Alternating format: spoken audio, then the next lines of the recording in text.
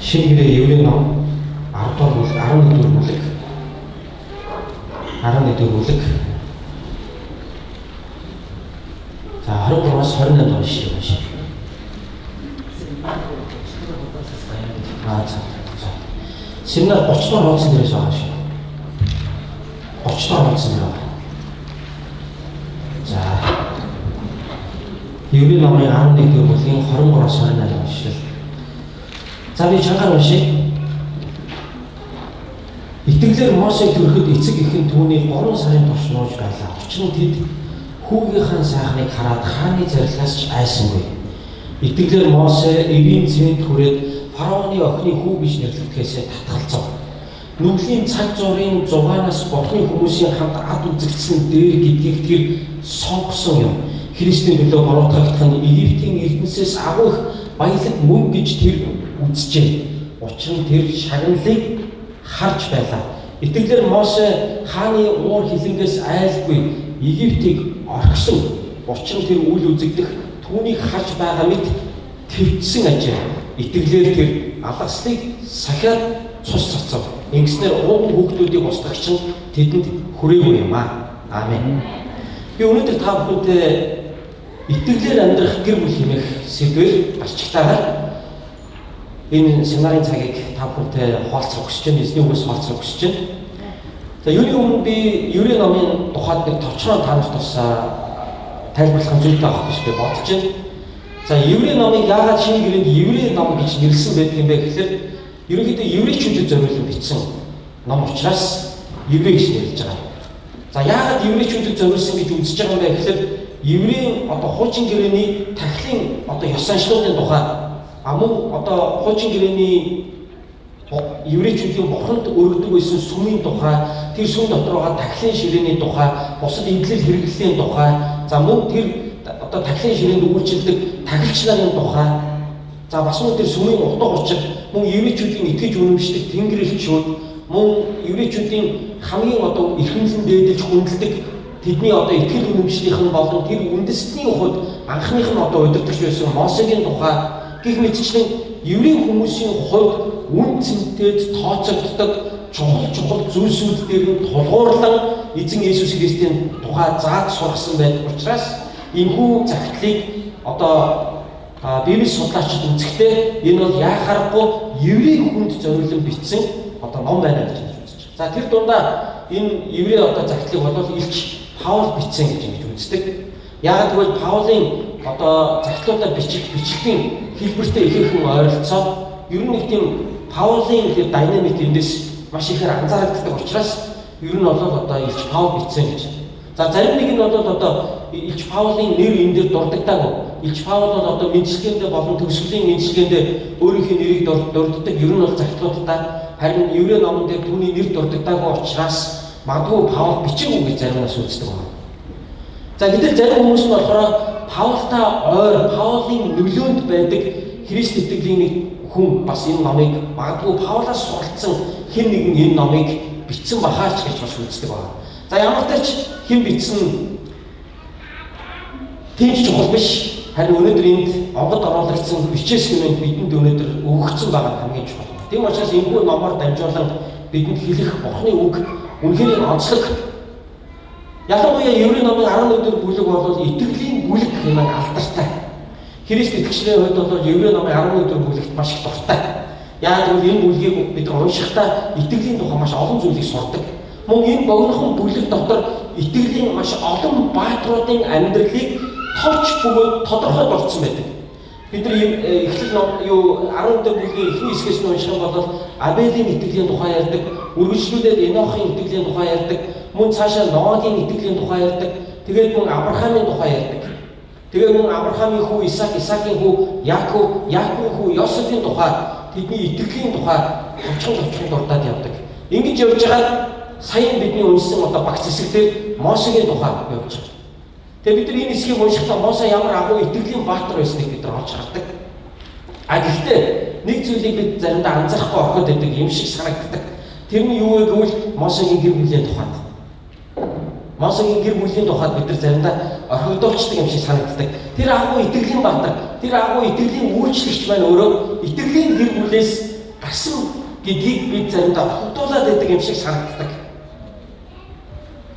Учир нь юу хэмэвэл бидний уншин энэ багц хэсэгтээ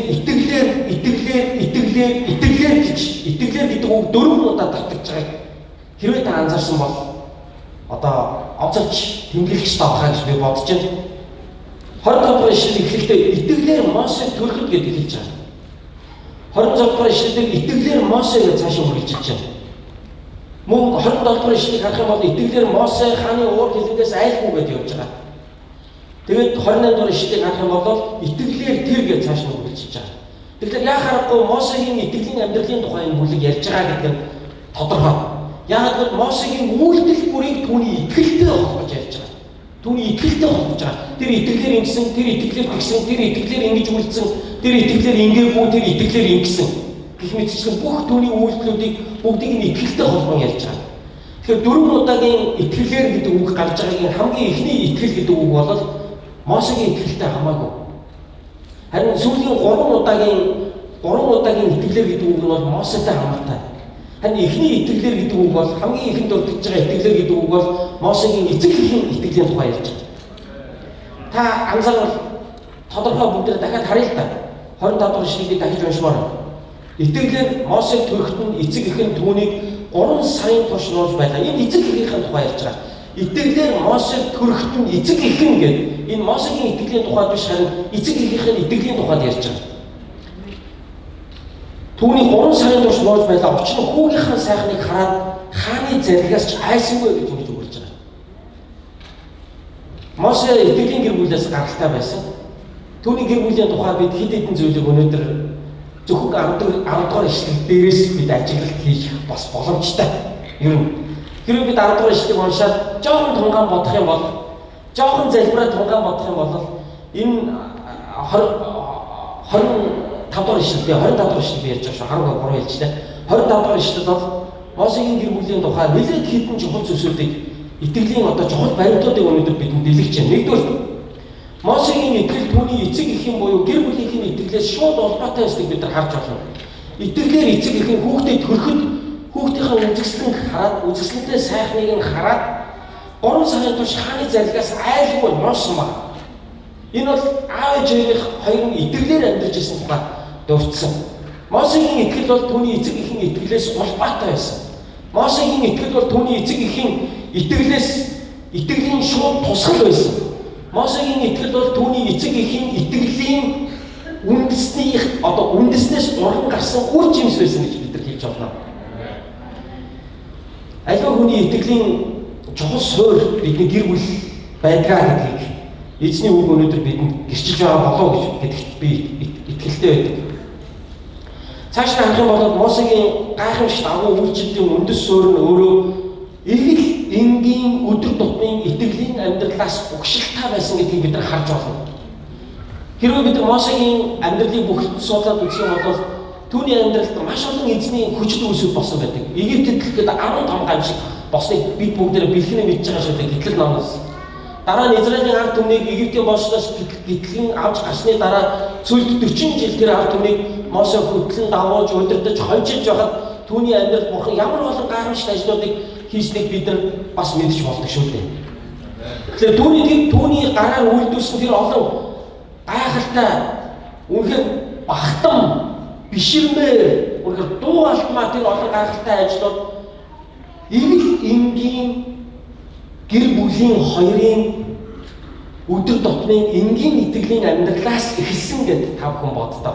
Ингээд аваад үзэхэд гэр бүлийн итгэл гэдэг ямар чухал юм бэ? Хүний эцэг эхийнх нь итгэл ямар чухал юм бэ гэж. Тэгэхээр Мосегийн итгэлтэй холбоотой 7 үйл үг бидний уншиж байгаа энэ текстэн дээр гарч ирж байгаа. 7 үйл үг гарч ирж байгаа. Та нар харах юм бол 26 дугаар ишлэлдэр итгэлээр Мосе эрийн цэнд хүрээд фараоны охины хүү гэж нэрлэгдээс татгалзуу гэдэг үг гарч ирж байна.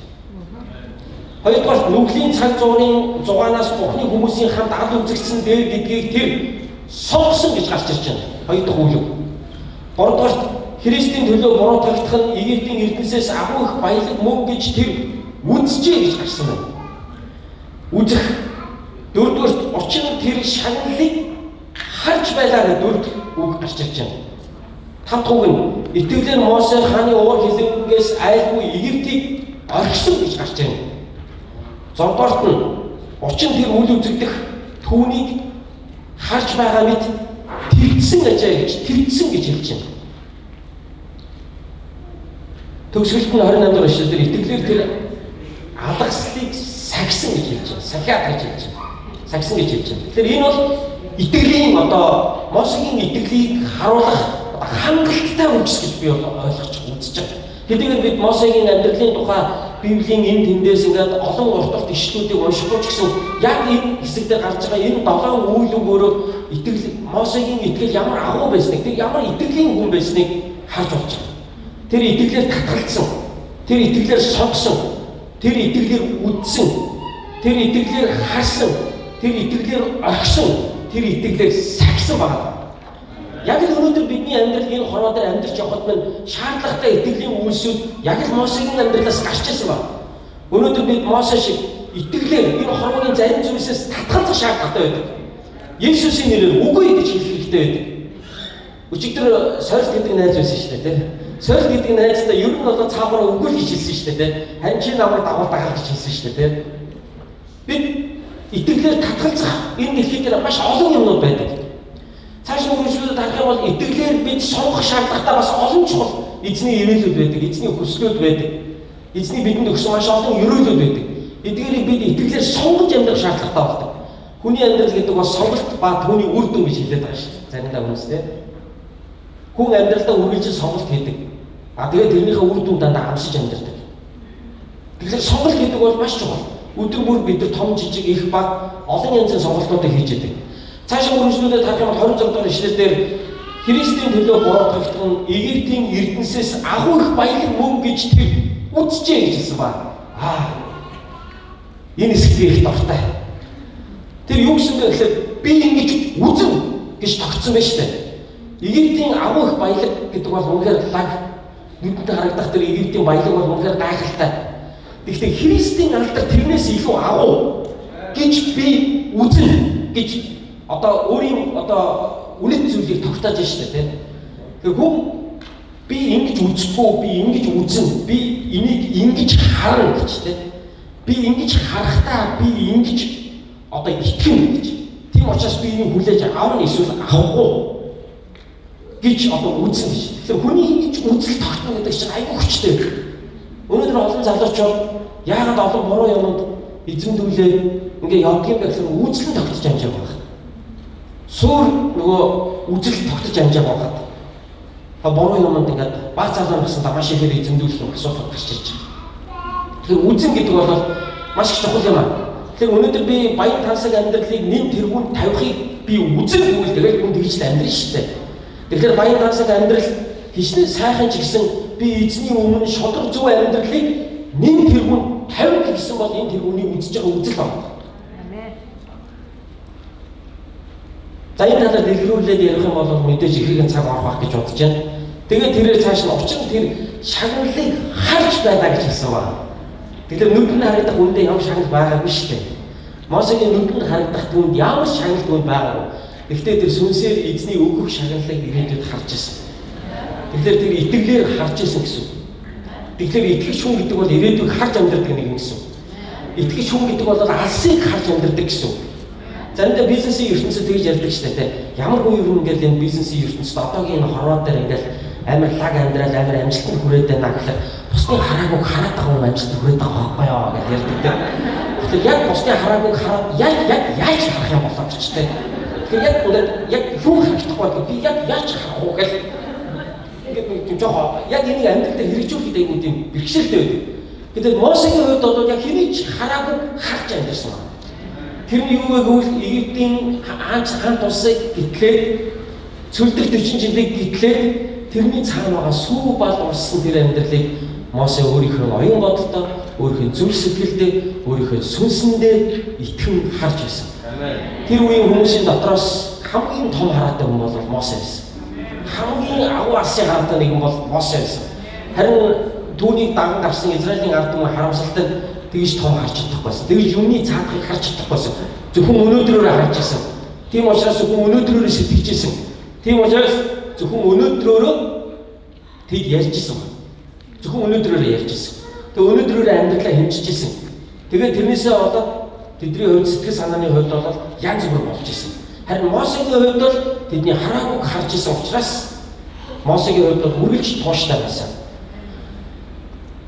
Хараагүй харах сүнслэг зашмыг би та бүхэнд хэлж өгье. Энэ бол итгэл. Итгэл үү. Тэгэхээр Мосегийн хувьд бол харж амьдсан. За таашаа унших бол тэр хааны уур хилэнгээс айлгүй Египтийг яасан? Орхисон гэж хэлж байгаа. Тийм. Энэ хорвоо дээр бидний орхих хэрэгтэй зүйлсүүд олон байгаа шүү дээ. Бидний орхих хэрэгтэй зүйлс олон байна. Тэр орхисон. Итгэлээр орхисон. Тэгээ итгэлээр орхивол итгэлээр авдаг дараагийн зүйлийг. Бид орхихгүй учраас авдаггүй гэдэг. Яг адилхан. Тэгэхээр Мосегийн хувьд бол орхиж чадсан учраас тэр бол авч чадсан, тэр өгч чадсан, тэр өглөөлж чадсан ард түмэндээ. Тэрээр мөн твцсэн. Цаашаа харах юм бол тэр твцсэн гэж хэлж байна. Яг тэр цөлийн 40 жилийн амьдралын туршид ард түмний амьдралыг үнэхээр твчиж амьдсан шүү. Байсагаа Мосегийн төлөөл амьдарч байгаа юм шиг ирээл гомдолдог байсан шүү дээ, тийм. Чи бидрийг энэ цангааж алах гай. Ус байхгүй байна. Малд маань бэлчээр алга.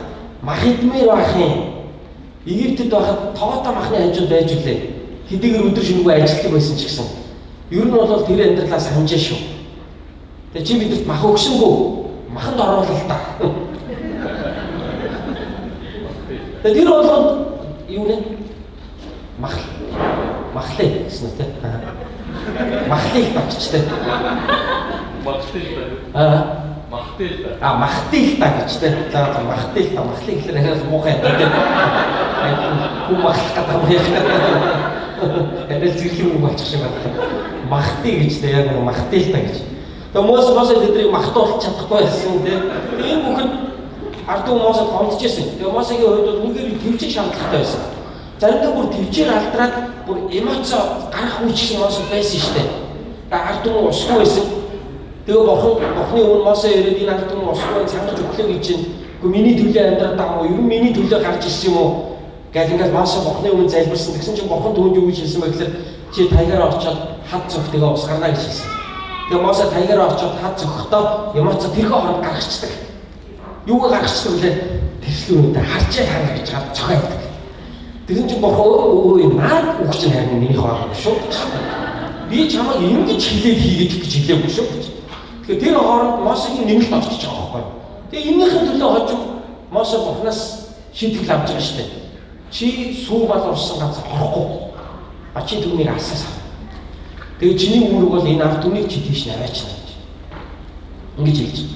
Та нар нөгөө Apps гэдэг одоо энэ Холливуудын хийсэн киног харсан багтаа 3 ангитай нэг сармагчгууд ухамсартай болоод сармагчингийн удирдагч ард түмнээ дагуулж ингээд авч яваад амар юм өхлийн шах авчаад цусаалтаад явсараагаад эцэст нь ард түмний нэг гой сүү бол орсон нутагт оруулаад өөрөө тэрийг хараад тэгэл тэр жаргалыг амсч чадахгүй сууж байгаа санаа алдаад тэгэл өгчдөг тийм. Тэр дүр зургийг харахад ноос шиг санагддаг байна. Жинхэнэ удирдагч ард түмнийхээ төлөө байдаг гэдгийг тэр киноны одоо хэлэх гээд байгаа гол одоо агуулга бол тэр шүү дээ ер нь бол. Тэрнээс нэг сармагчч хүний хэлээр ярих нь цаашаа зүгээр хүн сармагч хоёр байлдаад тахын цаашаа тэгээд тусдаа ус байгуулах цаашаа. Гэхдээ тэр дүр зургаар дамжуулан тийм зүгэлийг хэлж байгаа тийм. Чи ард түмнийхээ төлөө байж чадахгүй гэдгийг энэ дэлхийн удирдагчаас хэлээд нь шүү дээ. Мосегийн хувьд бол яг л тийм удирдагч байсан. Тэр твчиг хэрэгтэй байсан. Тэгэхээр итгэл гэдэг бол бас биднийг твчиг шаардлагатай. Итгэлээр амьдрна гэдэг бол твчиг амьдралыг хэлж байгаа шүү дээ. За цаашаа унших юм бол итгэлээр тэр алгаслыг сахиад гэж хэлсэн байна. Юу гэсэн? Алгаслыг сахиад гэж хэлсэн байна. Алгасл гэж юу юм? Алгасл гэж юу юм? Алгасл гэж шүү дээ. Алгасл гэж шүү дээ тийм. Намайг баахад 80-аад онд Монголд ингээд тийм лооцсон Монгол бол нөгөө хуучин пост коммунист улс учраас тийм лооцонгийн бас их орон шүү дээ. Ер нь коммунист улсын нэг том шинж бол юм амар лооцонтой баахан лооцон цэжиж юмшдаг. Тэгээ анх Есүсийн хэлсэн би бол хорвоогийн гэрэл намайг итгэн дагсан хүний амьдрал гэрэлтэй болно гэхэд яг нэг лооцон шиг надад санагдчихсан. Гэхдээ хэлсэн хүн нь болохоор Ленин биш, Карл Маркс биш, Дандны Сүхбаатар биш, харин Есүс Христ гэсэн байхыг хараад би бүр гайхаж буцаж ирлээ. Тэгээд нөгөө юу Каплис юунаас Феодлос социализм руугаа морьтойгоо алгасч байгаа зураг байдаг гэсэн тийм. Тэгээ эзэн тийм алгасад байдаг юмаа гэдэг одоо эргээд орсон явж байгаа шүү дээ тийм. Капитализмда яагаад гэвэл тэр бол химик, тэр бол одоо органик бос алхалт байсан гэж үзэж байгаа тийм. Тэр химик дээрээс нь хийцэн одоо алгасал байсан. Харин энэ алгасалж болж юм органик алгасал байсан. Тэр ямар алгасал байсан бэ гэхээр Бурхан өөрөө еврейчүүдийг алгасан байна. Яагаад гэвэл Бурханы шийтгэл дэлхийд Египт дээр ирээд тэгээд еврейчүүдийн уулын хүүхдүүдийг нь дэврэн алгасаад тэгээд египтчүүд дээр тэр шийтгэл болсон байна. Тэгэхээр тэр хурны цусаар Бурхан дэврэн Бурханы шийтгэл тэдний дэврэн алгасан байна. Хурны цусаар. Бидний хувьд жинхэнэ хурны цус бол Есүс Христийн загламаа дээрээс урсгасан цус юм байна. Алгаслыг сахиад гэж хэлсэн байна. Бид өнөөдөр Есүс Христийн загламаа Христэд итгэлийг сахиад итгэлээр амьдарч байгаа шүү. Мосе алгаслыг сахиж амьдарснараа ууган хүүхдүүдийг устгагч нь тэдэнд хүрээгүй гэдэг шиг Есүс Христийн загламаа үхэл ба амьдлалтанд итгэж энэ итгэлийг сахиж амьдарснараа хожим Бурханы шийтгэл биднийг алгасч байгаа биш үү? Бид бүгд алгаслын амьдралаар амьдарч байгаа. Бидний Христ итгэлийн амьдрал тэр чигээр алгаслын амьдрал. Ингээд аваад үзэх юм бол Мосегийн итгэл ямар агуу юм бэ? Ерөөсөө энэ 7 үгэн дотор өнөөдөр бидний итгэлээрээ амьдардаг хамаг амьдрал нь багтаад орчих. За тэгвэл одоо эхлэл руугаа би буцаад орчих. Энэ агуу итгэлийн хүний төрөлхийн тулд итгэлийн гэр бүл байсан юм аа. Итгэлийн гэр бүл байсан юм аа. Игэл энгийн алдар нэргүй өдөр тутмынхаа амьдралдаа итгэлээрээ л амьдардаг аав ээж хоёр. Энэ Мосегийн үндэс суурь болж гисэн. Би ярьжсандаа та нарын зарим сонссон байж магадгүй олон жилийн өмнө 2000-ад оны үед ч 25 дугаар суулгад телевизээр би гэдэг нэвтрүүлэг одоо цорол нэвтрүүлгүүд олонний танил хүмүүсийн одоо ордог цорол нэвтрүүлэг гардаг. Тэрэн дээр нэм аваагаа хүүхд залуучуудын театрын ерөнхий найруулагч байсан нэм аваагаа нэвтрүүлгээр орж байхдаа тэгж хэлжсэн. Нэм аваагаан кинонуудыг ингээд Монголын нийгэм үзээд найзууд нь шүүмжилдэг юм л дээ. Чиний кино хизээ Оскар авах юм. Чи хизээ энэ Лос Анжелесын Холливуудын годамжны улаан юусэн дээр чи алах уу те амжих уу гэдэг чинь манайх нэг те чи хизээ ингээд амжих юм те хизээ чиний кино Канны одоо кино наадамд өрсөлдөх юм. Канны кино наадамд өрсөлдөх юм гэдэг. Энэ сонин кино хийх юм чи гэх ингээд хэлдэг. Нэрээ сонин кино хийдэлтэй гэхдээ нэм хаваа их тийм зүрхэнд өрсөн үг хэлжсэн тухай. Найзууд маань надад тэгж хэлдэг. Гэхдээ би найзуудтай хариуд нэг гэж хэлдэг. Ямар ч цэцэг ялцмагын дээр ордог. Ямар ч сайхан сагсаасан мод бот ялцмагын дээр ордог. Би өөрөө тэр мод ботн тэр цэцэг жимс нь болж чаддгүй маа гэхэд хожим тэр ургаж гарах цэцэг жимс нь мод ботныхан ургах ялцмаг болж байлаа гэж. Тэгэхээр Мосегийн итгэл гэдэг бол нэг өдөр төрөөд гарсан зүйл биш. Тэгээ гинт ингээд Мосе тэнгэрээс буугаад ирсэн юм одоо цагаан мөр унсан ханхуу байсангүй те авраад өхөө гэлтэй ороод ирсэн одоо аврагч байсангүй. Тэр зүгээр л яг израильчуудын дунд төрсөн нэг юм байсан. Тэдний дунд төрсөн нэг юм байсан. Тэдний дундаас гарсан нэг юм байсан. Аав ээж яг чимээгүй даруухан итгэлийнхээ амьдралаар амьдарч ирсэн нэг юм байсан. Тэдний дундаас Бурхан агуу итгэлийн баатрыг бол гарч ирснийг өнөөдөр бид харж байна. Гэр бүлийн итгэл гэдэг ямар агуу юм бэ? Итгэлээр амьдрах гэр бүл ямар үнцэнтэй, ямар чухал юм бэ? Бид 25 дугаар ишлэл дээр Мосегийн эцэг эхийн итгэлээс 3 дахь нэг зүйлийг анзаарч харж чадсан. Тэр нь юу вэ гэвэл Мосегийн аав ээж нь хоёулаа итгэлийн хүмүүс байсан гэдгийг бид харж болж байна. Итгэлээр Мосег төрөхөд эхэн гэж хэлсэнгүү. Эцэг гэж хэлсэнгүү. Эцэг эхэн гэж хоёулаа хэллээ. Хоёулаа итгэлээр амьдардаг хүн байсан бахна. Хоёулаа итгэлийн хүмүүс байсан бахна. Хоёулаа итгэдэг байсан бахна. Хоёулаа сүмдээ явдаг байсан бахна. Хоёулаа харууны нэг өргөдөг байсан бахна. Хоёулаа хамт залбирдаг байсан бахна. Хоёулаа хамт Kristus баяраа хийж, хоёулаа хамт амьсан баяраа тэмдэглэж, хоёулаа хамт эзэндээ өргөж, хоёулаа хамт цонхны шамлалынхаа донд хамтдаа залбирдаг хүмүүс байсан бахна. Тэгэд хоёулаа итгэгч нар байсан. Хоёулаа итгэгч байна гэдэг ямар сайхан юм бэ? Хоёулаа итгэгч байна гэдэг ямар сайхан юм бэ? Тэд хүүхдээ нуухаа хамтдаа шийдсэн ба. Итгэлийн гэр бүл гэдэг бол итгэлийн замаар хамт алхдаг хүмүүсийг бас хэлдэг. Зүгээр нэг тийм символик итгэгч нар бас байсангүй. Зүгээр нэг бүтэн сайнны сүсгтэн байсангүй. Тэд бол яг хамтдаа итгэл дотор шийдвэр гаргадаг хүмүүс байсан. Итгэлээр Мосе төрөхөд эцэг эх нь түүний 3 сарын турш нууж байлаа. Хааны ор хэлнээс айлгаж эцэг эх нь гэж хэлж байгаа. Тэгэхээр хамтдаа нуусан байгаа хүүхдээ хамтдаа шийдсэн нуу ойлаа. Ноо яд. Хамт шийдсэн байгаа байхгүй ээж ганцаараа шийдэггүй те. Ядагсан ч яшиг ястаа зүгийн хүүхдийг ч яадаг байсан би л авч ангиад чи өөрөө мэд даа хэрэгтэй авч гараагүй байна шүү дээ. Тэ хэрэгтэй ингээ хүүхдээ тас аваад те. Тэгээд ингээд авч гараад хаалгаас аваа маа савч хаяа тэгээд ингээд гараад одоо юу гэдгийг зүгшсэн. Сагсан тавиад ингээд нийл мөрний зэгсэн бол тэгээд ингээд ирж гэртээ ирээд нуцаа гэлтэй. Нууц болж байгаа те. Хүүхдээ ач ирээ чи. Тэгээд нөгөөх нь ингээд за иргий та гэлтэй. Ийм байсангүй тэд хамтдаа шийдсэн байгаа гэж бид харж байна.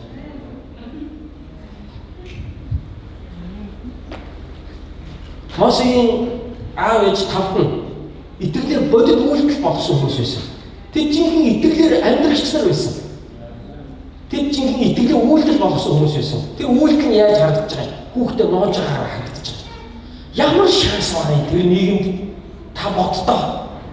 Ямар шанс байгаа юм? Хэдэн сар тэгж нуух юм? Хэдийн болтол тэр хүүхдийг өсгөх юм? Нэг л өдөр хүүхд том болон тэгэл 16 хүрэл иргэний үнэлэх авна шүү дээ. Одоо энд бол одоо яадаг ямар нэгэн байдлаар юу авна шүү дээ. Хэд оны хүүхд юм? 2002 оны хүүхд. Юу вэ? Хааны зарлиг гараад ин чинь бүх еврей хүүхдүүдийг авч исэн үеийн хүүхд байж штэ.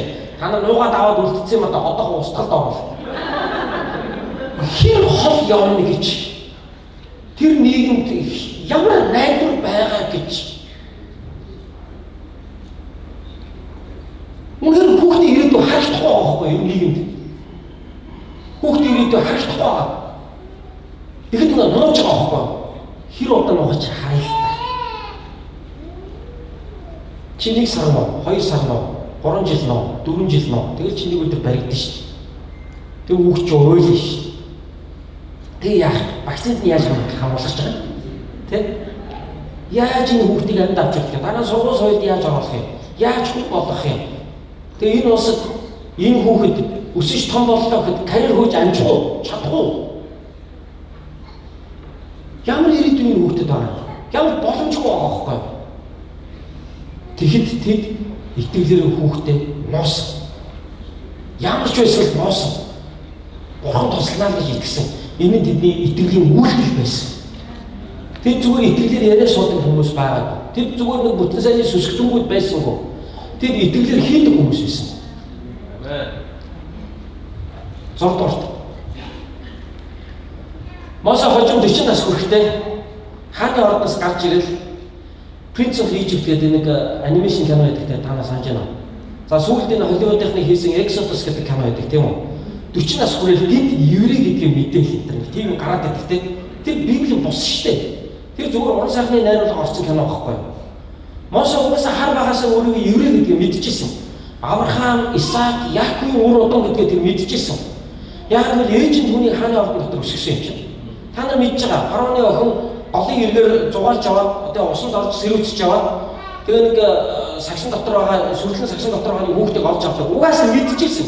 Энэ еврей хүний хүүхэд ирээдээ чааваастаа тэгээ тэр фараоны охин бол мэдчихсэн. Мэдэхгүй даавд өсгсөн биш. Еврейчүүд хүүхдүүдийг мэдчихсэн. Аав нь зарлаг гаргаад аавынхын зарлагаар хамгийн эрэгтэй хүүхдүүдийг хамгийн нуган өрөөдгийг бүгднийг нь устгаж байгаа гэдгийг мэдчихсэн. А гэхдээ тэр Египтийн гүнжийн хувьд бол бас хүн чанар хөдөлж байгаа байхгүй. За яах вэ? Ганц хүүхдийн амьдралыг ч авчил та тэглээгээд юу болов гэж. Тэгэхээр Египт хэрэг бүгд муу хүмүүс байдаг юм биш үү гэсэн чинь тий. Египт хэрэг ингээд бүгдээ нэг балиар хайтар тий бүгдээ бүгд ус руу хайчдаг хүмүүс байгаагүй юм байна.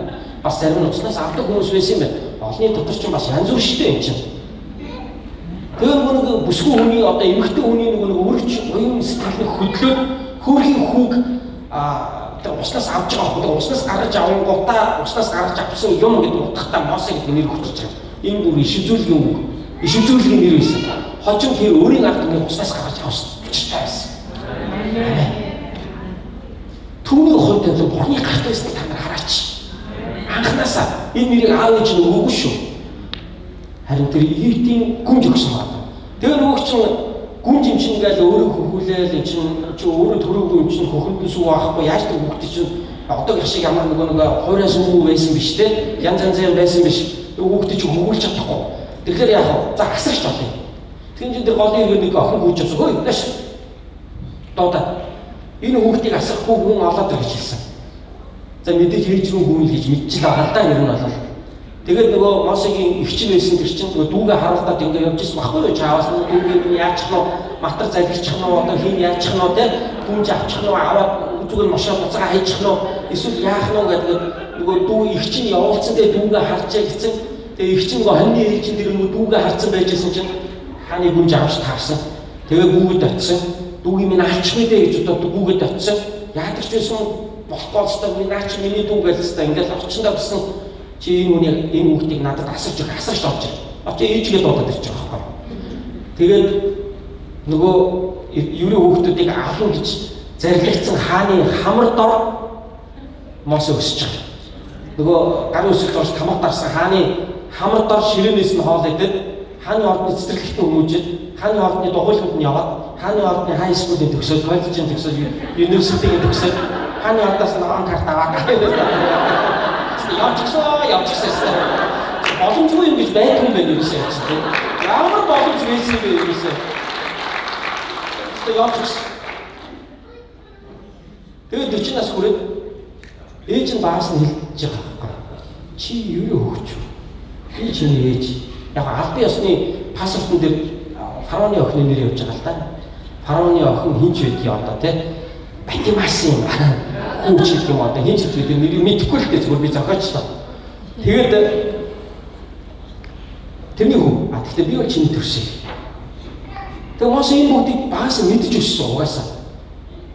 Тэгээд Мосе чинь Египтийн бичгийн эрдэм суралцлаа. Мосе Египтийн хүн ухаанд суралцлаа.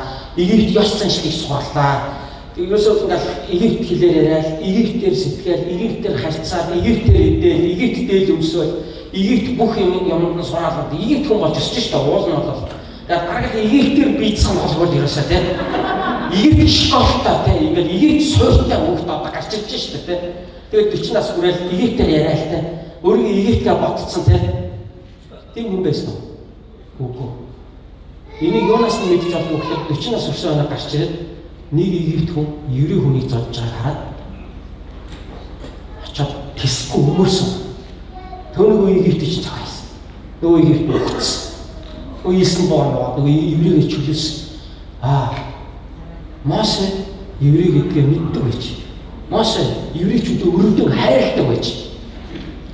Тэгэхээр тэр албан ёсны бүх боловсрол нь бол Египтээр байсан. Тэгэхдээ албан бус гэрийн боловсрол бас төнд байжээ. Тэрийг хин хийсэн юм болоо? Хийж хийжээ. Ээж хүн хичээлдээ явлаа. Египтийн их сургууль зовоод орой гэртээ хүрээд ирэхэд ээж нь еврейгээр сайн уу минийхөө хоолой яддаг ч гэсэн. Гэрт нь ээж нь довтон еврейгээр хэлчихсэн гэсэн. Довтон еврейгээр хэлчихсэн. Тийм учраас тэр еврей хэлээ мэднэ. Тэр еврей ёс заншлаа мэднэ. Тэр еврей удам судраа мэднэ. Тэр еврей үг дээдсээ мэднэ. Тэдний үг дээдс бурхан юу амлсныг тэр багаас мэдж өссөн ба. Тэрээс энэ бүх ингээд санамсгүй нэг өдөр ингээд пал гэж үзэглээ үзээлээ. Гэт нэг өдөр би чи еврей биш дээ гэл тийм юм болоогүй тийм тааш тийм бах нэг тийм сонир заримдаа ингээд еврей ч юм шиг байгаагүй юм шүү тийм тэгээгүй тэр энийг багаас нь мэдчихсэн. Тийм учраас тэр еврей зүрх сэтгэлээ тэр алдаагүй өссөн. Тийм учраас өнөөдөр хүртэл дэлхийд тэр еврейчүүдийг аюул айхтар гэдэг тийм монголчууд айхтар. Монголчууд айхтар гэж ярьдаг ахтаа одоо бид нар сонсог болохоос тийм хүүхдээс амар монголчин өсөх гэж. Дээр нь юу гэх бурхныг мэддэг хүүхд болгож өсгөнө гэдэг ямар ч чухал юм бэ? Бурхны төлөө зөрчилтэй хүүхд болгож өсгөнө гэж. Тэгээ Мосегийн хувьд бол тухайн үеийн Египтийн нийгэмдэх еврейчүүдийн хувьд хамгийн өндөр боловсралтай хүн байсан. Хамгийн их боломжийг атгаж байгаа хүн бол Мосе байсан. Тийм ч учраас өөрөө нэг юм хийх ёстой гэдгийг мэдчихсэн. Би нэг юм хийндэ энэ арт түмний төлөө. Яг тэгвэл надад боломж юм. Надад ногоон картай, надад юу гэдэг одоо citizenship надад байж гэн, надад тэр хэл усны байж гэн, эрдэм ном нь байж гэн, би юмаа мэдээд байна. Тэгэхээр би нэг юм хийндэ гэдгийг мэдээд исэн. Гэхдээ нэг өдөр гарч ирээд за цаг нь боллоо. Ингээд my age is coming гэдэг миний 90 үе ирлээ тэ. Тэгээд гарсан. Тэгээ нэг игэрт нөхрөө цагаад гацсан. Бурхан дэнд юу гэж хэлсэн гэж хүм наа чи миний арга биш. Цаг нь хараахан болоо. Өчтөр гоо пастор цаг нь хараахан болоогүй гэж хэлжсэн шиг. Цаг нь хараахан болоогүй. Чи 40 жил дахиад нэг сурганаар орно болоог байгаа. Тэгээ Мосе одоо яасан? Талд орчоод хончин хийж 40 жил амьдсан. За ингээд жинхэнэ өдөртөгч болж ирээд ард түмнийг авч явсан. Ингээд харахад түүний тэр гэрийн боловсрал, түүний тэр ээжийн нөлөө, тэр эцгийн нөлөө Египтийн сургуулиас хүчтэй байсан. Ямар хүчтэй итгэл юм биш үү? Ямар агуу зөвлөлттэй юм? Ямар том шийдвэр вэ юм? Зургаалт. Долоод. Түүний ах トゥ хоёр ч гэсэн Христ итгэж байсан. Итгэж болсон. Мосегийн аав ээж хоёр зөвхөн Мосег итгэж болоо зогсоогүй. Түүний ах эгч хоёр болох Аарон, Мириам хоёрыг ч гэсэн итгэж болгосон. Хожим Мосе Израилийн ард түмнийг зөв 40 жил удирдахад ах эгч хоёр нь түүнд маш их түшиг болсон. Яг нь заримдаа ах トゥ хоёрын хооронд байдаг шиг их чинь жоохон олон ярьж байсан л да. Тэгээд тэрнийхээ авсан шийдвэрийг авсан шүү дээ, тийм. Мосегаар дандаа бох үгээ хэлдэг юм уу гэж ингээл. Тэгээд дандаа энэ ярьж би ч хэлүүлэх шүү. Тийм. Тэгсэн чинь яг манай хүн буруутсан шүү дээ, тийм. Хулганы уян өвчин аваад тэгээд Мосе залбирчиж Мириам ч буцаж идэрдэг шүү дээ. Гэхдээ Мириам бол агуу магтаалч байсан. Мириам бас ишүүлэгч байсан шүү. Тэгээд Мириам Аарон хоёр бол Мосед бол хоёр талаас нь бол үнэхээр түшиг болж өгсөн. Тэгэхээр энэ гэр бүл бол үнэхээр эзний хүмүүс байсан. Маш онцгой, өрөөгцөн энэ гэр бүл байж байгаа гэдгийг бид энэ хэсгээс өнөөдөр харж болж байна. Та би зүгээр л танаас юу ч хэлээгүй шүү дээ. Би зүгээр л Мосегийн гэр бүлийн тухай яриад байгаа шүү дээ. Та нар яг өөрөөр юу тусгаж аваад байгаа яг? Харин би өнөөдөр танаас асуусан. Танах итгэлийн гэр бүл мөн үү? Та итгэлийн гэр бүл бий болгохыг та хүсдэг үү? Ялангуяа энд байгаа гэрлээгүй залуучууд охид хүүхдээс би асууж байна. Мөн гэрсэн хүмүүсээс ч адилхан ялгаагүй. Та өөрийнхөө гэр бүлийг итгэлээр амьдрах гэр бүл байгаасаа гэж та хүсдэг үү? Таны үр хүүхдүүд ирээдүйн Мосе шиг итгэлийн хүн болоосаа гэж та хүсэж байгаа. Тэгвэл үүнийг хэрхэн хийх вэ? Sunday school дээр найдандаа гэж тийм.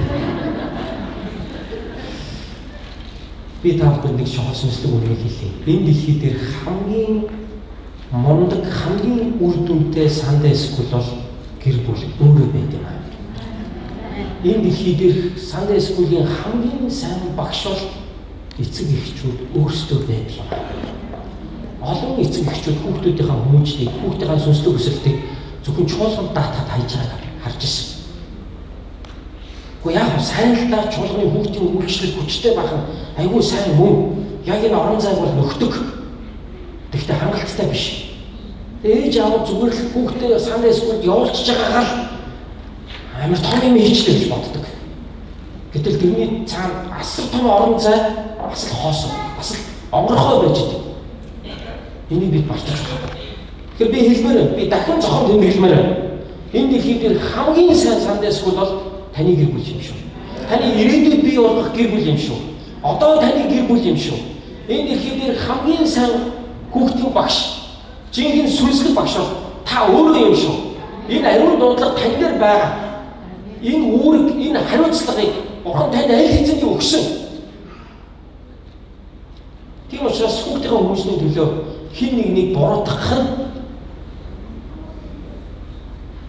сүнслэг хүний амнаас гарах мөн гэж юу? Сүнслэг хүний амьдралаа дүгнэлт мөн гэж юу? Эцэгс хиний гараар орсон. Хин төрүүлсэн. Хинтээ өдөр унтаж нэг тоомос хоол идэж амьдсан. Хиний ааш аягийг өдөр бүр харж амсаж дуурайж өссөн.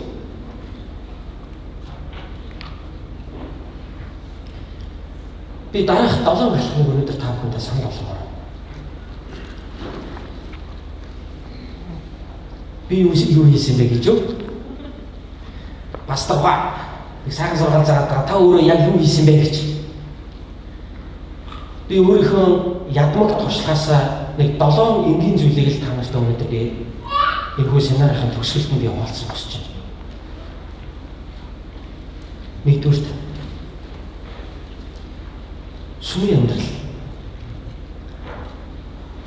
Гэр бүл эзний гэр бүл байхын тулд тухайн гэр бүлийг үүсгэгч эрэгтэй, эмэгтэй тэр гэрлэхээс өмнөх насны алай гэрэл жамжиг байгаа тэр эрэгтэй, эмэгтэй та сүмийн нэг хэсэг байх маш чухал.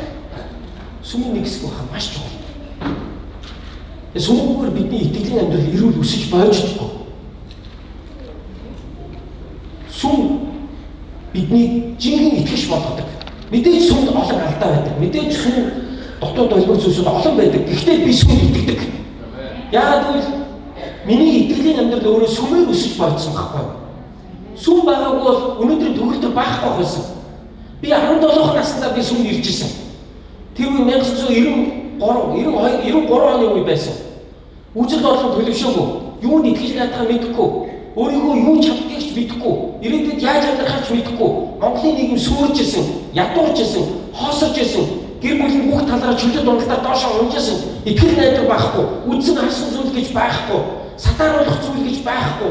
Тэр л нийгэмд миний очих газар сүм л байсан. Сүм намайг хүн болгосон. Сүм намайг хүмүүжүүлсэн.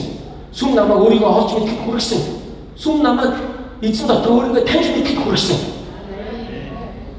Өнөөдөр миний сайн сайхан амьдарч байгаа амьдралын бүхэл сайн сайхан эцсийн сүмээс л гарсан. Сүмтэй л холбоотой байсан. Сүм байгаагүй бол би өнөөгийн би байхгүй. Би ийм аав, би ийм нөхөр байж би чадахгүй байх байсан. Тэгтээ манай сүм ингээд яаж сайн аав байх вэ, яаж сайн ээж байх вэ гэдгийг нэг цаахад байдаг сүм байгаагүй. Тэгэл гэрлэхээс өмнө 3 хоногийн семинар, 7 хоногийн сургалт гэдэгээс аваад байсангүй. 97 онд би 21 наснаа гэрлэж ирсэн. Үндэ гэр бүл гэж ямар байдгийг, гэр бүлийн тухай семинар яг үндэ сурч ирсэн ч гүй. Тэр олон зүйлсүүдийг ерөөсөө би мэдээгүй байсан. Нэг юм байсан. Тэр юу вэ гэвэл надад итгэл байсан. Би энэ итгэлээрээ л амьдрал, энэ итгэлээрээ л урагшаа явна, энэ итгэлээрээ л би тулалдна, энэ итгэлээр үн цэнэ болгоод явж байгаа цаг яадаг ч байсан би хожноо л гэж итгэж ирсэн. Олон зүйлийг зааж сурсан энэ хугацаанд эзэн олон зүйлийг илчилж харуулсан. Олон зүйл дээр намайг хугалсан, нугалсан. Олон зүйл дээр намайг бурхан сахилгажуулсан. Сүмийн амьдрал гэдэг бол асар чухал. Хэрвээ бид ирээдүйд жинхэнэ итгэлийн гэр бүлийг бий болгохыг хүсэж байгаа бол өнөөдөр хүүхэн нэг бүр сүмийн гишүүн байх нь асар чухал байдаг. Маш чухал байдаг. Пандемикийн үед чуулганы итгэгчдийн 3 төвчнийг харууллаа. Пандемикийн үеэр тийм биз?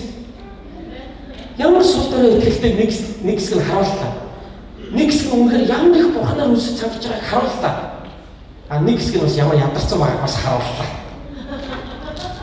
Яг тэгвэл пандемикийн дараа хүмүүс бүр ингээд цангацсан ирж байгаа байхгүй цуглаад ууя цуглая. Үнэхээр тэгж яриад ирж байгаа хүмүүсийг тэгээ ирээд магтаалын үеэр үнэхээр бухны оршиход уйлаад цогсож байгаа хүнийг хараад үнэхээр бос би өөрөө байгуулагдсан шүү. Би өөрөө урамшсан шүү. Гэтэл дахиад гадагаас хаалга болоод ирж байгаа нөхдөд бас байна. Тэгтээ би энд хэнийг шүүх гэж ярив. Ямар тач сүмийн амьдралгүйгээр эрүүл итгэлийн амьдрал гэж байхгүй. Ямар тач сүмийн амьдралгүйгээр жинхэнэ бурхны хүн болон төлөвшөх боломж болцоо байхгүй гэдгийг би үнэхээр баттай хэлж чадна. Энд сууж байгаа олон пастор найзууд маань баттай хэлж чадна. Бид нар нэгэн цаг үед бид нар бүгд хамт явж ирсэн тэр үеийн. Манай пастор байж байна. Насаа пастор байж байна. Гармаа маань байж байна. Бид нар бүгд нэг үеийнхэн. Бид нар бүгд би мэддэг. Нэг сүм биш махад биеийн сургуульд очоод холбогдчихдаг. Монголын сүмүүд цөөхөн. Бүгдийнхээ пасторуудыг мэддэг бид нар. Тэгээ бүгд сүм болгон дээр дуулдаг доонод бүгд адилхан доонод. Яг адилхан бид нар бүгд бие мэддэг байсан. Бид нар хамт өссөн байхгүй юу? Хамт өссөн. Хэн байж байгаа хэн болж өөрчлөлтөө өнөөдөр хинтээ суугаад хідэн хүүхэдтэй болоод хайж авч байгааг бид нар одоо нэг насныхаа амьдралыг бид нар мэддэг хүмүүс өвөө төрөндөө очихгүй ороогүй голын хоёр ирэг шиг нэг голын хоёр ирэг дээрээс хараад явж байгаа юм бид нар. дээр амьдарч байгаа. Яаж энэ чуулганы амьдрал бидний хүн болгосныг би үүндээ чуулганд явахаас өмнө өөртөө итгэл хүү байлаа. Намхан зодоо хийж чадахгүй, спорттой сайн биш. Тэм нөлөөгүй, тэм октод дуртай биш. Өөрөө октодоос айдаг гэх мэт шүү дээ. Үнэхээр нөлөө байхгүй. Октодтой үргэж үзээгүй, захаач үргэж үзээгүй. Октодтой хач мөрөлдчихвол ирчээ наач үргэж ерөөсөө ингээд дэлбэрхгээд Библийн ангийн ахны партн дээр хосгон зурцсан бахна дуурайгаа дэвтэр дээр зурчихгүй юу бэ? Тэгсэн чинь аав хичээл шалгаад дэвтэр аваад ирээ түрүү байна. Дэвтэр эргүүлсэн нь хосгонгийн зураг харснаа яасан аваа хүүхд доддог болоо ячээ. Би тэрийг мэдчих авч байгаа шүү дээ. Дурсан хүний зураг юм байна гэж. Би тэрийг мэдчих авч байгаа. Тийм хүүхдээс шүү дээ яг үүндээ. Игдэн байна надаас хоёр ихчлээ. Гэрхлээ ихчээ. Яа цуглааныхан төөрөө байна мастер мэдчих байгаа. Ярида намайг миний хормос мөн намайг дагуулж авч яваад өсчд явж миний үсийг засаж авчихсан байна. Өөрөө миний танд үсч байгаа байхгүй юу? Өөрөө чачаад өөрөө ярьж миний үсийг засаад гэж гоох чадлаа байхгүй. Байна намайг танд үсч байгаа. Надад бас танд үү чи юм уу би юм уу гэдэг. Би юм болчихсон шүү дээ. Тийм хүүхдээсэн. Цуглаа намайг өөрийгөө таньж мэдгэд хүргэсэн. Намайг итгэлтэй болгосон. Намайг зоригтой болгосон. Өөрийгөө нээж, өөрийгөө олж авч эрх чөлөөгөө мэдэрч хин гэдгээ ойлгож хувь заяандаа итгэж хүмүүст нөлөөлж хүмүүсийн амьдралыг босгон байгуулахад энэ амьдралаа би зориулах ёстой байна гэж миний дотор хинч олж хараагүй байгаа тэр нуугдмал эзнээс өгөгдсөн тэр эрдэнсийг эзэн өөрөө сүмээр дамжуулан угааж зөвлөж хэлбэржүүлж алах биш нийлүүлэн байж өнөөдрийн хүртэл урсан гэдэгт би итгэдэг. Тийм учраас би сүмийн эсрэг ярьж байгаа хүн ер нь доргоо. Ер нь сүмгүүгээр болон бүтчин гэж ярьж байгаа хүмүүс бол тэр эрүүл биш гэж би боддог. Яадаг ч байсан бид нутгийн жуулганаар дамждаг юм а гэдгийг би өнөөдөр та бүхэнд онцолж хэлмээр байна. Хоёрт итгэлийн хантай бол. Нэгдүгээрт сүмийн амьдралч бол. Хоёрт итгэлийн хантай бол. За цуглаанд явжсэн чинь манай баясаа багш тэгж заадаг гэсэн. Баясаа багш нь өнөөдөр энэ байрны буюу арай эрэг багш байна тийм. Ажилтаа баг. Эсвэл ардаар сууж иж магадгүй би харахгүй ч магадгүй уучлаа. Баясаа багш нь бидэртээ тэгж зааж байсан. Ирээдүйн нөхрийн төлөө эхнэрийн төлөө салтараа гэх ингээд хэлдэг гэсэн. Тэгэл нэр ингээд надаа нэрэл бич дугуйтай сууж тайлх залбирая гэдэг амар зэлбэрдэг байсан. Тэгтээ бас мууж залбираад байгаамаа бас. Октод болохоор амар ил тод залбирна шүү дээ. Бүгдээ ирээдүйн нөхрийнхээ төлөө залбирая. Бүгд болохоор ингээд амар ийм шүү дээ. Суугаад байгаа. Мэн ирчүүд хүн суугаад ингээд за ирээдүйн эхнэрүүдээ төлөө залбирая ярихгүй шүү дээ. Ирчүүд чи аяга хайцсангүй амар ийм тал дээр амар ийм дотгошоо болонд очоод амар ганцаараа мацаараа яа. Өө чиний яг эхний төлөө залбирал дээр ингээд залбирлын дуу намсаад хийчихсэн гэсэн. Тэгтээ л эзэн сонсч ирсэн. Би эхнэрийн төлөө залбираалсан. Тэгээд ихтэй болчихсон. Өөр юм уу төгөлдөр өөрөө хөргөө охины араас гүйж чадахгүй гэдгийг бурхан мэдж байгаа. Тэгээд нэг жоохон зөрөгтэй охиныг над руу явуулсан л та. Тэгээд би ихнэртэйгээ ингээл юу яахгүй юу ингээл яг хоо жоохон дотно болоод тэгээд яг юу ингээл юм яриад ингээд цуглаанд хараад автобусны буудлын зам нийлдэг болоо те. Тэгээд ингээл яваал ингээл тэмүүд хүн ингээл нэг юм дан гэх нэг контакт мэдэрдэг шүү дээ тийм нэг арай өөр юу юмсын контакт та нар бүгд мэдэрсэн юм шүү дээ тэр бүгд нь одоо ингээм хамтдаа нийлэн бүгд гаргаад барьсан сууж байгаа шүү дээ тийм нэг мэдрэмж мэдрэгдээд авахгүй тийм манай хүн ч гэсэн мэдрэгдээд байсан юм байна л та одоо би бас яаж мэдэх вэ тийм мэдрэгдэж байгаасаа релей гэж бодож байгаа шүү дээ тэгээд хоёр талдаа ингээл үйлчлэл ингээл орж гараад ингээл долгион ингээл нийлээл ингээл явж ирсэн ингээл тэр үедээ би ирээдүйд аягүй сайн нөхөр болно, аягүй сайхан амьдрал. Үнэхээр би итгэлгүй байсан. Би аягүй тийм готрох бодолтой тийм хүүхэд байсан л да юм. Өөртөө итгэлгүй. Тэгээ би нэг орой автобусны бодол дээр битээр үлдчихэж байгаа, автобус суухгүй үлдчихэж байгаа.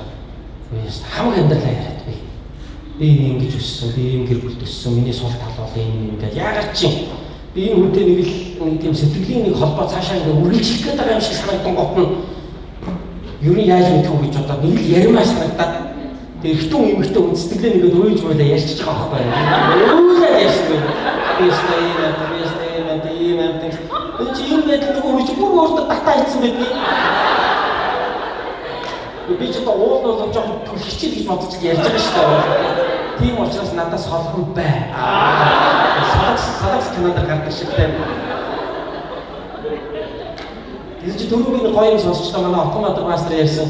Гар угсан ч дурлцсан гэсэн үг. Юу бас юм байдгаа нэр. Тэг. Хүн дурлахаа өөрөө гар угаж байгаа хараад дурлдаг байна шүү. Гэнэрэн хүний сэтгэл гэж өсгөө хүний сэтгэлээ гэж гүн ходог лугаа яд юм аа.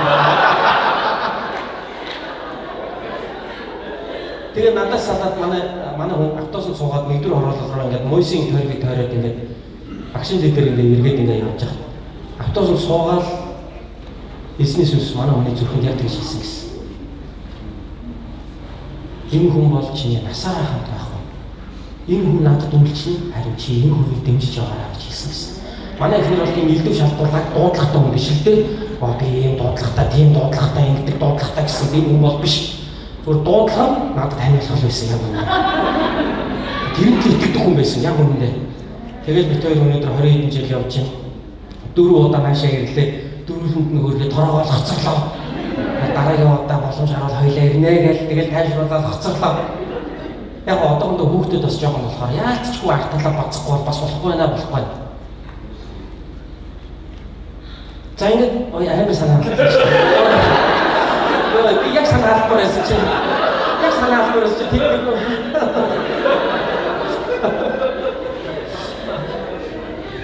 За, гооч бид бизнесийнхаа дараа хүүхдийнхээ төлөө залбирч хэлсэн. Ирээдүйд хүүхдийнхээ төлөө залбирч хэлсэн. За хүүхдүүд маань бурхны хүн болоосаа бурханлаг нэгэн байгаасаа гэдэг бид залбирч хэлсэн. Хүүхдүүдийн төлөө залбирал гэдэг бол маш чухал. Ирээдүйн хүүхдийн төлөө залбирал гэдэг бол маш чухал. Тэ маш чухал. Энэ үнэхээр чухал зүйл. Бүр Христ итгэлийн гэр бүлээс гарсан хүмүүс нэг тийм гоё хөөргөн ярьдаг шүү дээ. Чи хизээ Христ итгэсэн гэж байна. Манай цуглааны нэг пианоч охин конференц суух гэдэг очсон чинь үүдэн дээр бүртгэжсэн хүн хизээ Христ итгэсэн бай. Бас санаадраа хэлгээд гэсэн. Бодчихснаа мэдгүй гэж яагаад мэдгүй гэж. Би дөрвөөс л итгэж байсан гэж хэлсэн. Аав чи итгэснийхэн дараа төрсөн юм л да. Гурван ах их нь болохоор нөгөө итгэхээс өмнө төрсөн. Итгэснийхэн дараа төрөөд тэгээд багасаа Библи сонсч өссөн, багасаа сүм цуглаанд өссөн. Тэгээд ерөөсөө итгэлээр явцсан. Хизээ итгэснээ мэддэггүй. Ерөөсөө анханасаа итгэж байсан.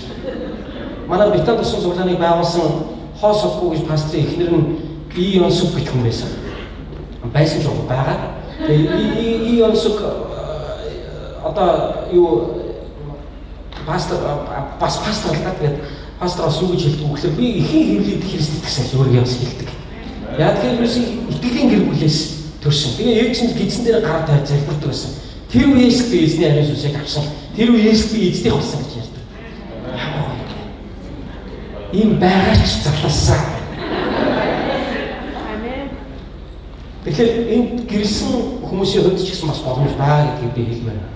Юу гэвэл та итгэвэл та залбирвал болохгүй бүтггүй зүйл гэж нэг ч байхгүй.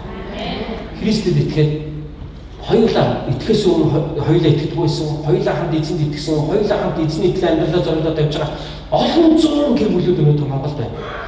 Тийм маш олон гаруй гэр бүлүүд өнөөдөр сүмж болгоомдод байна. Бурхан тэр хүний гэр бүлд хийсэн бол таны гэр бүлд яагаад хийж болохгүй гэж? Яагаад хийхгүй гэж? Тэд нар урдаас гараа та ардаас нь гарсан. Тийм байхгүй. Эзэн хийх болно ахын дүүсэн. За эхний гурван зүйл бол одоо христчин одоо үр хөвгтэй гэр бүлийг одоо бий болгох өртөл суур гурван хүчин зүйлийг би ярьлаа. За тэгвэл дөрөвдүгüрт нь хоёр хүн маань өнөөдөр итгэлтэй байгааг нь харахтаа би аюул баярлагдав. Би 3 жил хагасын өмнө би Америкт миний хамгийн сүүлчийн энэний өмнөх сүүлчийн жилд маань 3 жил хагасын өмнө байсан. Нэг өдөр их нартайгаа орой ингээд цагийн нөгөө зөрүүнээс болоод чи өглөө орой холбогддог штеп. Их нартайгаа холбосч надад нэг гой мэдээд болгосон. Хүүч өнөөдөр ангийнхаа хүүхдэд аргалын зар ярьсан гинэ. Тэгээд тэр үед манай хүүхд чинь 3 дугаар ангийн хүүхдээс байхгүй юу? Биш 2 дугаар ангийн хүүхдээс байхгүй юу? Тэгээд би хүүгээ дуудаад миний хүү яасан ангийнхаа хүүхдэд аргалын зар ярьсан юм чи. Тэгээ аргалын зар ярьсан. Тэгээ итгэсэн гэж аахгүй нөгөө хөө. Тэгээ амар удаан ярьсан гэж байгаа байхгүй юу? Тэгээ амар ядарчлаа гэсэн ирсэн гэж байна.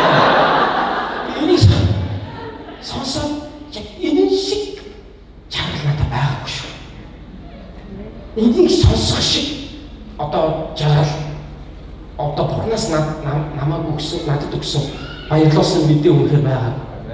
Би үнэхээр баярлсан. Манай өвчин багштай хамтлан цад харцсан байна. Багш нь өө тийм үү гэж сонсоцсон гэж. Багштай яриагцсан байхгүй юу гэж.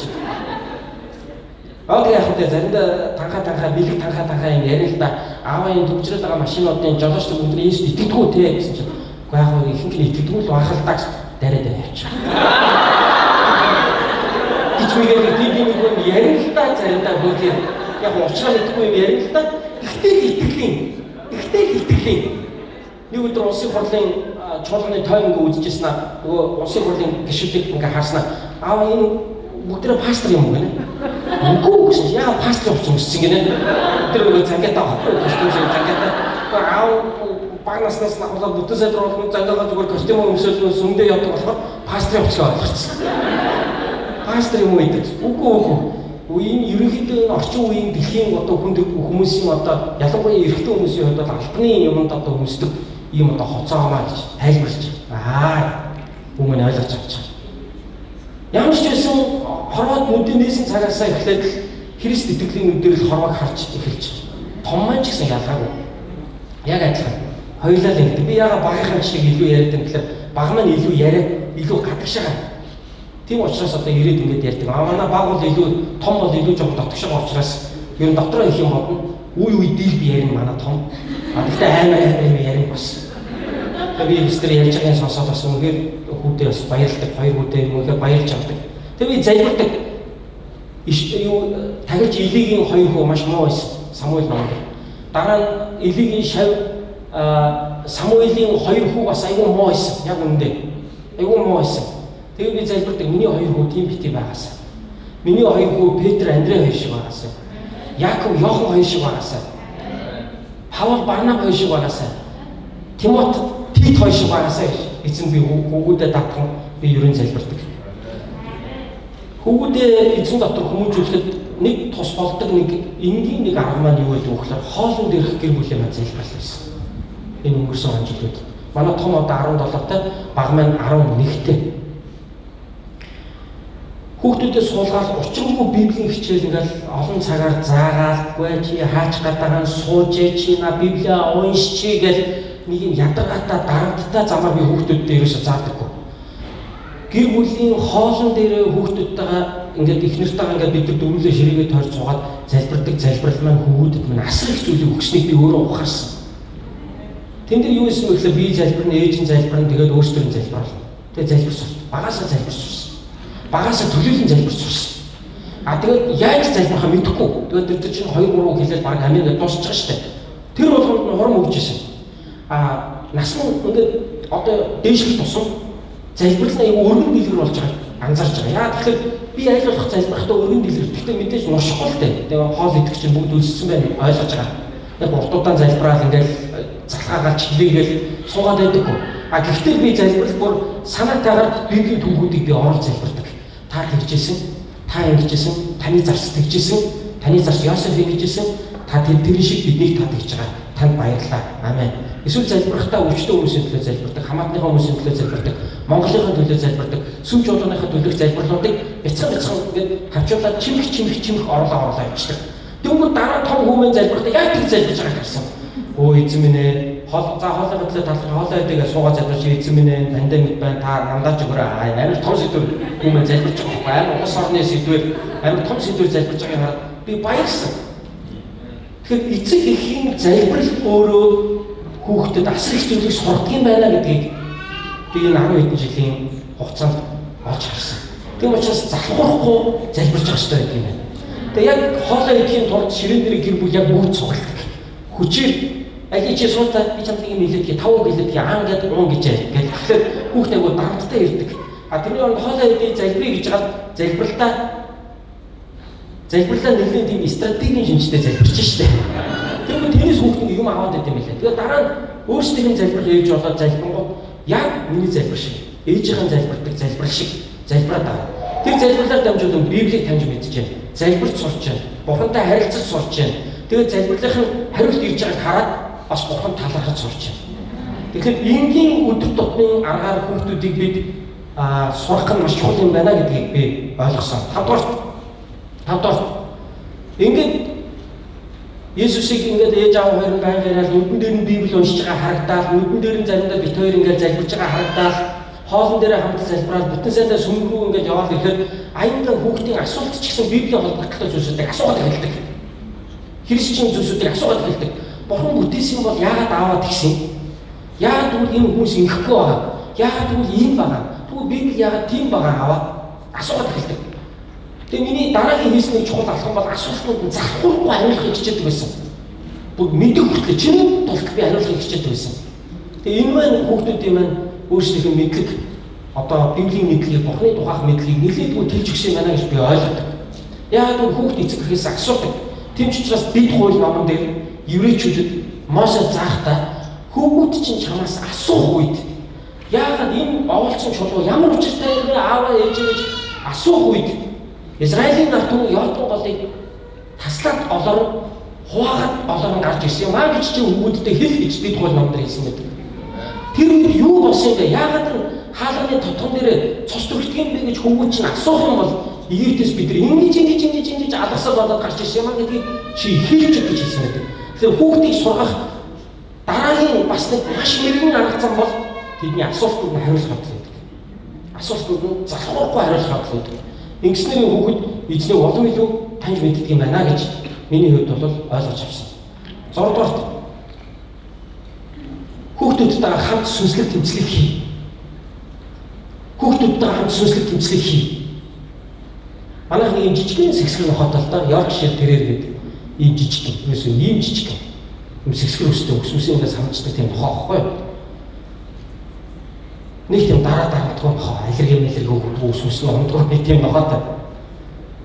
Өнгөрсөн 100 бид нар цусны дээр байжсэн чинь нөгөө нохоо маань гинт ингээд гэд амьсгал олчдгийг бид ингээд сүүлийн хүчин дараа ингээд модон сандал дээр суугаад ингээд дүүрлээ ингэсэн байжсэн чинь нөгөө сандалтаа гүйж авсан нохоо чи гинт ингээд унхаар бид дүүрлээ ингээд босоод харсан чинь ингээд нүдэн ингээд ерөөсөө хүүгээ харан хөдлөхгүй тэгээ ам нагаа хийлнэ унжицсан ам би хөшсөн амьсгаа авч чадахгүй ингээд ямар нэг юм хагцсан амрын гараа хийгээд хоолны дэвтэж юу ч байхгүйсэн яах ёстой болоо гэдэг яах учраа юусэн олохгүйсэн яг өөх гэжсэн түнгод нохоогоо барьж аваад хэлсэн дээр залбираад тэгээд нохоогоо сэгсрээд илж мэлээд ингэсэн чинь гэж шахалтаад нөгөө юу дотор уушиг дотор нь гацсан байсан нөгөө юу н агаар нь ингээд шахалт хаанд буцаж гараад тэгээд тэр зайдаа буцаж амьсгаа жоохон аваад ингээд нохоо сэргсэн хоёр хүүхд маань бүр өөсөн багасаа юм гэрийн дижимэл амьтантай өссөн хүүхд чинь ингээд тэндээ айгүй хайртай болчихсон юм байна шүү дээ би ч баг дотор тэгж бодсон шүү за хүүхээс тэр бол юм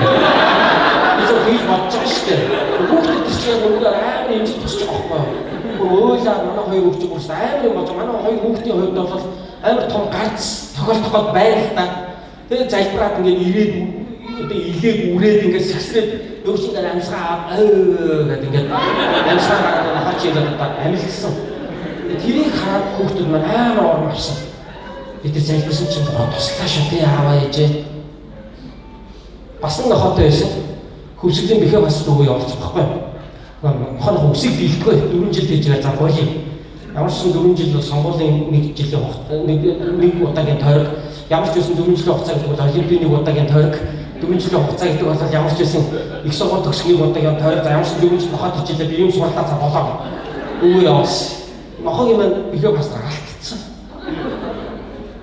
тэгээ бид нар залбирсан нохоо төлөө олж өгч манай хүүхдүүдэд энэ залбир айгүй чухал байсан би танаас тэгэл нэг нохоо өгөх гэж нохоогоо алдаад нохоогоо төлөө залбираад гээд магадгүй тийм Монгол соёлд бол тийм жоохон инээдтэй жишээ яриад байгаа бах уучлаа. Гэхдээ Америкт амьдарч байгаа та нар бол энийг ойлгох байх гэж би найдаж байна. Би яг энэ жишээ Монголд ирвэл нохооныхаа төлөө залбираад чих. Бид өнөөдөр яаж мэдгийг чахад энийг нохоо гэдэг гэж бодох байх. Гэхдээ тийч та нар намайг шүүхгүй байх гэж би найдаж байна. Энийг тэр чинь тийж ядаад байгаа юм байхгүй цаа үүндээ болно. Нэг их мөнх гаргаад нэг баян тасагтаа тийжгээд байгаа ч байхгүй. Хүүхдүүдэд юм сурах гэсэн. Явуулсан. Нохоогийн маань алдсан. Бүтэн 1 сар алдсан. Залбирсан. Нохоо маань олдсон. Эхнэр маань өвдсөн. Хүүхдүүдийн нүдэн дээр хэвтэрт орсон. Бид нэр залбирсан. эхнэр маань боссон. Сүнслэг тэмцлийг хүүхдүүдтэйгээ хамт хий. Хүүхдүүдээсээ бүү нуу. Хүүхдүүдтэй яа. Ийм асуудал байна. Манай гэр бүл хамт залбирая. Хүүхдүүд тэндээс үнэхээр өсдөг гэдэгт би итгэдэг. Хамгийн сүүлд хүүхдүүдэд 7-д орсон. Уу яг нэг 8-9 гэл юм ярьж болно л та. Тэгэл яах вэ зүгээр. Ягаад ч юм 7 дээр ирсэн чинь нэг тийм 7 ч юм ярьж маш гэсэн юм байна. Тэгэл 7 дээр л зогсоочлаа зүгээр. Хамгийн сүүлд 7-д орсон. Хүүхдүүдээс үе орчинд байлга. Хамаагүй зүйл тэгээд үгүй явж иж болно. Сүмийн орчинд өссөн хүүхд өөр сүмийг мэддэг хүүхд болдог. Тэр хүүхд ингээд нэг юм тоохгүй ингээд хичээл сурахгүй ч юм ингээд юм тогтоохгүй ингээд яваад байгаа юм шиг мөртлөө хүүхд бол аваад байдаг. Өсөх тусам бага насныхан дурсамж үнцэнтэй болдог. Та нар тийм байгаа үстэй. Одоо нас чинь явах тусам цаг хугацаа алслах тусам дурсамж тодорч байгаа. Сонин. Тийм биз? Ялангуяа 40 гарахад тэгж байгаа ч нутаг нутаг санагдаад тийм аавын тухай дууж муулаад тийм. Замд тэгж мэгээд эхэлж байгаа үстэй тийм. Нутгийн дуу муу сонсч мосоо машинаа тэгж мэгж яваад ялангуяа хүн тэгдэг. Тэгээ Мосе 40 нас хүрээд хааны ордоос гараад 90 хүнийг аварсан одоо ойлгомжтой байна шүү дээ. Тэгээ багтны ээж ингээ хийгээд идэг гэсэн чихнийхээ хажуугаар гаргаад Мосегийн хувьд бол ингээ нэг чихээр оруулаад нөгөө чихээрээ гаргаад ингээ тоохгүй, тогтоохгүй, зээжлэхгүй ингээ иштлээ зээжлэхгүй ингээ дугаас суухгүй ингээ тэгэл байгаа юм шиг мөртлөө нас явахын хэрээр яадаг. Тэр суур болоод үлдсэн байдаг. Яг л тийм шүү дээ. Манай өвөө намайг баахад тэгдэг байсан байхгүй. Энэ орцны шатны барилж чи би чамд бити барих чи хичнээх барих юм чи. Би нэг өөдрөө өсөө өгдсөн. Тэр нэг орцоор ингээд отны шатаар явахдаа орцны шатнаас ингээд барина. Энд чинь байлаа. Заваа хүмүүс идвэж ингээд нулимаад ингээд хөл мөлөөрөө ингээд энэ нэг хүүхдүүд ингээд ийж амар заван байдгийн. Гарчин заван болно. Тийм учраас орцны юмас битгий барьж байгаа хийгээд идэх байсан. Би тэгэл ингээд ингэж бодоггүй шүү дээ тухайн үед те. Цээжилж аваа. Би том болоод хэрэгжүүлнэ гэж би бодоогүй шүү дээ юусэн. Эсвэл би тэмдэглэлийн дэвтрээ нээгээд түр тэдээс хараад өөдөө надад тэгж хэлдэг гэж би бичээгүй шүү дээ. Гэхдээ би том болсон чинь барихгүй байгаа. Тэгээ одоо би хүүхдүүдэд ингээд дагуулад явахдаа шатны барил битээ. Хүүхдээ ингэж юм сурдаг. Гэхдээ би таныг яншаад ингэж байгаа биш. Битээ санаа зүгээр хэлээлээ. Зүгээр л хэлээд дагуулж яв. Зүгээр л уран үг. Тэгэл хамт залбираад бай. Зүгээр л залбиралтаа оролцоо. Бохны хүн гарах болно. Багасаа Библи мэддэг хүн гарах болно. Эзэнд хайртай хүн гарах болно. Амьдралын шуурганд өртөөд ирэхээр Есүсээ гэж хашгирдаг. Өвдөг сүлдөөд эзний өмнө ээж аавынхаа бурхныг дууддаг хүн болох болно. Исаак гэж хэлсэн шүү дээ. Миний эцгийн бурхан. Яаков гэж хэлсэн шүү дээ. Миний хүүхдээ эцсийн бурхан, өвөөгийнх аавынхаа бурхан баггүй. Яг нь хүүгүүд хожигдоод залбирдаг байсан. Миний хүүхдээ эцсийн бурхан гэж хэлдэг байсан. Тэгвэл одоо 2 дахь генерашн гарч байна. Бодохгүй 3 дахь генерашн гарна. Бид Монголын Христ итгэлийн анхны үеийнхэн бид ярих бол миний хүүхдээ эцсийн бурхан. Миний эцэг хүүхдийн эзэн лав намайг орхихгүй юу? Эмээ минь тэгж хилээ залбирч өгдөг байж үлээ. Ээж минь тэгж хилээд намайг ингэртэй нагаад залбирдаг байж үлээ. Хүүхэд эцээс энийг сана. Тийм учраас бүх санаа зов хүүхдийг хүмүүжүүлнэ гэдгийг юм академик сургалтын төвшөнд битгий бод. Та ингээд амар мэдрэгтэй байж байгаа амар лаг системтэй заагаад тэгж битгий бод тэгж чадахгүй болохоор битгий төгшөө хүүхдийн цуглаанд битгий найд гэдэг нь хүүхдийн цуглаанд битгий хий гэж юм биш шүү. Зөвхөн хүүхдийн цуглаанд битгий найд. Тэр бол байх шүү. Тэр бол нэг толгоор. Гэхдээ нөгөө толгоор та юм шүү. Би юм шүү. Бид юм шүү гэдгийг би та бүхэнд хэлмээр байна. Эцсийн дүгнэлт. Энэ дэлхий дээрх Бурхны хаанчлалын хамгийн жижиг нэгж бол гэр бүл. Гэр бүлийн итгэлийн амьдрал нийгмийг ард түмнийг өөрчлөлтийн анхны хүчин зүйлсийн нэг юм. Та их нэртэйгээ, нөхөртөйгээ Мосегийн эцэг их шиг хамтдаа итгэлээр яваарай. Тэгээд Мосе шиг итгэлийн баатрыг өсгөж төрүүлээрэй. Бурхан та бүхэнд ивэхэлт байна.